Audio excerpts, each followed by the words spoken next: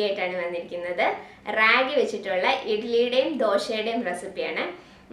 എൻ്റെ ഒരു സബ്സ്ക്രൈബർ റാഗി വെച്ചിട്ടുള്ള റെസിപ്പീസ് ഇടണം എന്ന് പറഞ്ഞതനുസരിച്ചാണ് ഞാൻ ഇന്ന് ഈ റെസിപ്പി ഇടുന്നത്. അപ്പം റാഗി ഒരുപാട് ഗുണമുള്ളതാണ്. കൊച്ചുകുട്ടികൾക്കും പ്രായമായവർക്കും അതുപോലെ ഡയബറ്റീസ് ഉള്ളവർക്കും ഒക്കെ വളരെ നല്ലതാണ് റാഗി കഴിക്കുന്നത്. അയൺ, കാൽഷ്യം ഒക്കെ നല്ലോണം ഉള്ളതാണ് റാഗിയിൽ. അപ്പം നമുക്ക് ഈ റാഗി വെച്ചിട്ട് ഇഡ്ലിയും ദോശയും എങ്ങനെയാണ് ഉണ്ടാക്കുന്നതെന്ന് നോക്കാം. അപ്പം റാഗി വെച്ചിട്ടുള്ള ഇഡ്ലിയും ദോശയും ഉണ്ടാക്കാനായിട്ട് ഞാനിവിടെ 1 കപ്പ് റാഗിയാണ് എടുത്ത് വെച്ചിരിക്കുന്നത്. അപ്പം ഇതിനി നമുക്ക് ഒരു പാത്രത്തിലേക്ക് ഇട്ട് കൊടുക്കാം. ഇനി ഞാനിവിടെ 1/2 കപ്പ് റൈസും കൂടെ എടുത്തിട്ടുണ്ട്. അപ്പം റൈസ് ഇല്ലാതെ നമുക്ക് റാഗി ഇഡ്ഡലി ഉണ്ടാക്കാം. റാഗിയും ഉഴുന്നും മാത്രം വെച്ചിട്ടുണ്ടാക്കാം. പക്ഷേ റൈസും കൂടെ ചേർത്ത് ഉണ്ടാക്കുന്നതിനാണ് കുറച്ചുകൂടെ ടേസ്റ്റ് ഉള്ളതായിട്ട് എനിക്ക് തോന്നിയിട്ടുള്ളത്. അപ്പോൾ അതുകൊണ്ട് ഞാനിവിടെ 1/2 കപ്പ് ഇഡ്ഡലി റൈസും കൂടെ എടുത്തിട്ടുണ്ട്. അപ്പോൾ അതും കൂടെ നമുക്കിതിലേക്ക് ഇട്ട് കൊടുക്കാം. ഇനി ഞാനിവിടെ 1/4 കപ്പ് ഉഴുന്നാണ് എടുത്തേക്കുന്നത്. ഇതിപ്പോൾ ഞാൻ മുഴുവനേ ഉള്ള ഉഴുന്നാണ് 1/4 കപ്പ് എടുത്തേക്കുന്നത്. അപ്പോൾ ഈ ഉഴുന്നും കൂടെ നമുക്കൊരു പാത്രത്തിലോട്ട് ഇട്ട് കൊടുക്കാം. ഇനി ഞാനിതിലേക്ക് 1/2 ടീസ്പൂൺ ഉലുവയും കൂടെ ഇട്ട് കൊടുക്കുകയാണ്. ഇനി നമുക്ക് ഇത് രണ്ടും നന്നായിട്ട് കഴുകിയിട്ട് 5 മണിക്കൂർ കുതിരാനായിട്ട് വെക്കണം. അപ്പോൾ ഇതിന് നന്നായി കഴുകി എടുത്ത് കൊണ്ടുവരാം ഞാൻ. അപ്പോൾ അതാ ഞാൻ നന്നായിട്ട് ഇത് കഴുകിയിട്ട് വെള്ളം ഒഴിച്ച് കുതിരാനായിട്ട് വെച്ചിട്ടുണ്ട്. അപ്പോൾ ഇതിനി 5 മണിക്കൂർ നന്നായി കുതിർന്നതിന് ശേഷം വേണം നമുക്ക് അരച്ചെടുക്കാനായിട്ട്. അപ്പോൾ ഞാൻ ഇതുപോലെ തന്നെ ഉഴുന്നും നന്നായിട്ട് കഴുകി വെള്ളം ഒഴിച്ച് കുതിരാൻ വെച്ചിട്ടുണ്ട്. ഇപ്പോൾ അത് 5 മണിക്കൂർ കഴിഞ്ഞിട്ടുണ്ട്. നമ്മുടെ റാഗി അരിയും നന്നായിട്ട് കുതിർന്നിട്ടുണ്ട്. അതുപോലെ തന്നെ ഉഴുന്നും നന്നായിട്ട് കുതിർന്ന് വന്നിട്ടുണ്ട്. ഇനി നമുക്കിത് നന്നായിട്ട് അരച്ചെടുക്കണം. അപ്പോൾ ഞാൻ ആദ്യം ഉഴുന്നാണ് അരച്ചെടുക്കുന്നത്. അപ്പോൾ അതിന് വേണ്ടിയിട്ട് ഒരു മിക്സിയുടെ ജാറിലോട്ട് നമ്മൾ കഴുകി വെച്ചിരിക്കുന്ന ഉഴുന്നിട്ട് കൊടുക്കാം. അപ്പോൾ അതാ ഞാൻ ഉഴുന്നിനി നന്നായിട്ടൊന്ന് അരച്ചെടുത്ത് കൊണ്ടുവരാം. അപ്പോൾ അതാ ഞാൻ നന്നായിട്ടിത് അരച്ച് കൊണ്ടുവന്നിട്ടുണ്ട്. ഇതിനി നമുക്ക് ഒരു പാത്രത്തിലേക്ക് ഇട്ട് കൊടുക്കാം.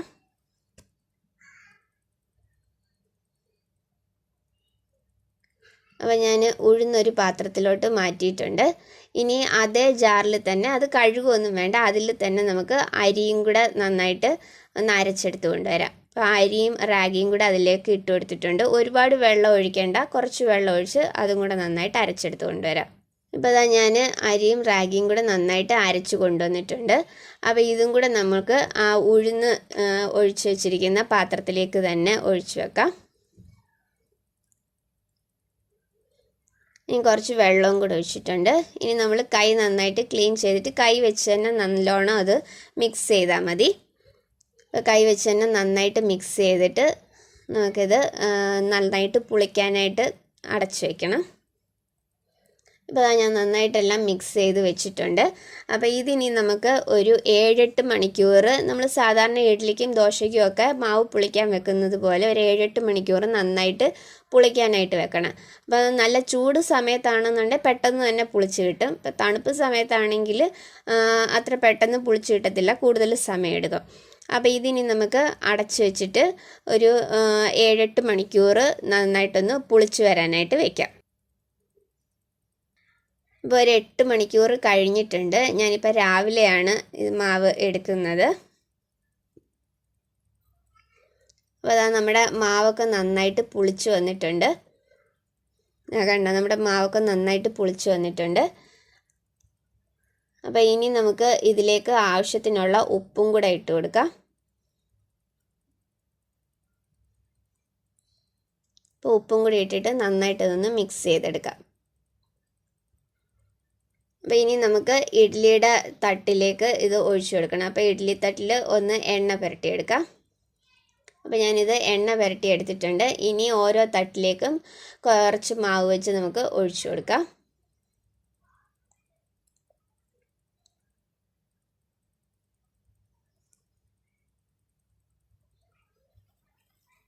അപ്പോൾ അത് ഓരോ തട്ടിലും നിറയെ ഒഴിക്കരുത്, ഒരു 1/4 ഭാഗം മാത്രമേ മാവ് ഒഴിക്കാവുള്ളൂ.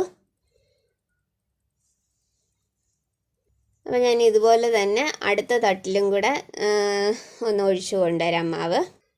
അപ്പോൾ ഈ തട്ടിലും കൂടെ ഞാൻ മാവ് ഒഴിച്ചിട്ട് കൊണ്ടുവരാം. അപ്പോൾ നമ്മുടെ ഇഡ്ഡലി പാത്രം ഞാൻ ചൂടാവാനായിട്ട് വെച്ചിട്ടുണ്ടായിരുന്നു. അപ്പോൾ ഇനി ഈ മാവ് ഒഴിച്ച് വെച്ചിരിക്കുന്ന തട്ട് ഇതിലേക്ക് വെച്ച് കൊടുക്കാം. ഇനി നമുക്കിത് അടച്ചു വെച്ച് മീഡിയം ഫ്ലെയിമിലിട്ടിട്ട് ഒരു 10 മിനിറ്റ് നമുക്ക് കുക്ക് ചെയ്തെടുക്കാം. അപ്പം മീഡിയം ഫ്ലെയിമിലിട്ട് അടച്ചു വെച്ച് കുക്ക് ചെയ്യാം. ഇപ്പോൾ ഒരു 10 മിനിറ്റ് കഴിഞ്ഞിട്ടുണ്ട്.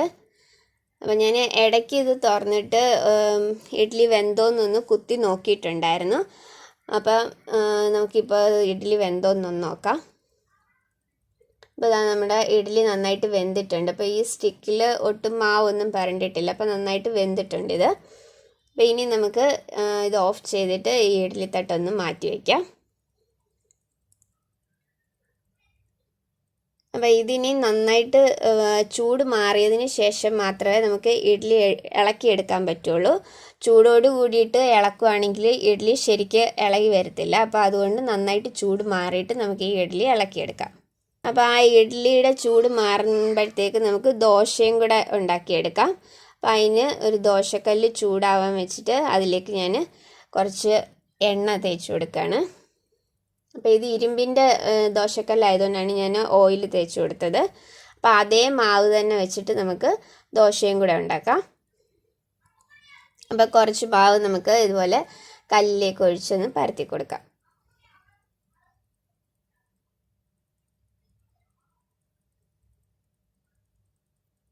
ഇനി ഞാൻ ഇതിലേക്ക് കുറച്ച് ഓയിൽ ഒന്ന് ഒഴിച്ചു കൊടുക്കുകയാണ്.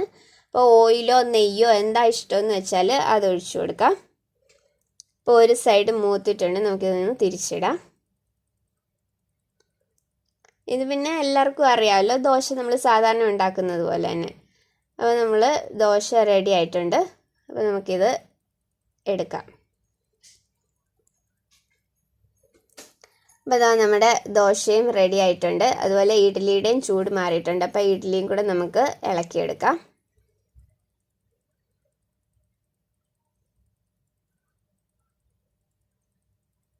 അപ്പോൾ ഇതാ നല്ല സോഫ്റ്റായിട്ടുള്ള ഇഡ്ഡലിയാണ്. അപ്പം ഈ ദോശയും ഇഡ്ഡലിയും രണ്ടും എല്ലാവരും ഒന്ന് ട്രൈ ചെയ്ത് നോക്കണം. നല്ല സോഫ്റ്റായിട്ടുള്ള ഇഡ്ഡലിയാണ്. അപ്പം ഞാൻ ഒരു ഇഡ്ഡലി ഒന്ന് മുറിച്ച് കാണിച്ചു തരാം.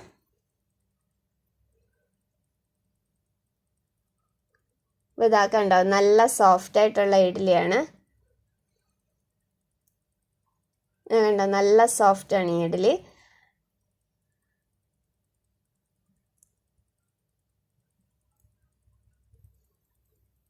അപ്പോൾ എല്ലാവരും ഈ റാഗി ഇഡ്ഡലിയും ദോശയും ഒന്ന് ട്രൈ ചെയ്ത് നോക്കണം.